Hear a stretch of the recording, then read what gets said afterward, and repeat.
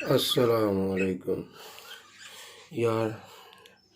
मैं ना बजी तोते रखे दे ने ते नाल मेरे को काकटेल ने, ठीक है।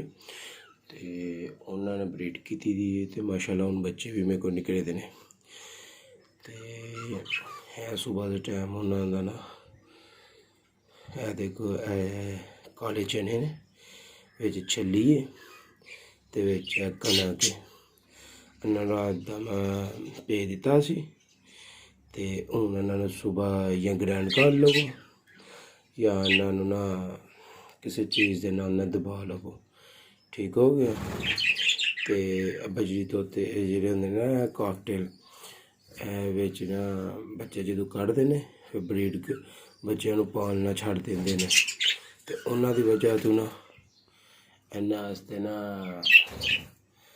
मैं तैयार किया था थोड़ा जहा। देखो ए काकटेल ने ए बजरी ने सारे मेरे को इन्होंने ब्रीड की थी ते इन्होंने सुबह के टाइम ना ए दियो माशाल्लाह बच्चे भी सही हेल्दी होंगे। ते बच्चे जेह्ड़े काकटेल वगैरह बच्चे नहीं ना पालते ते इन्होंने नरम गजाया दोगे तो बच्चे सही माशाल्लाह पलनगे।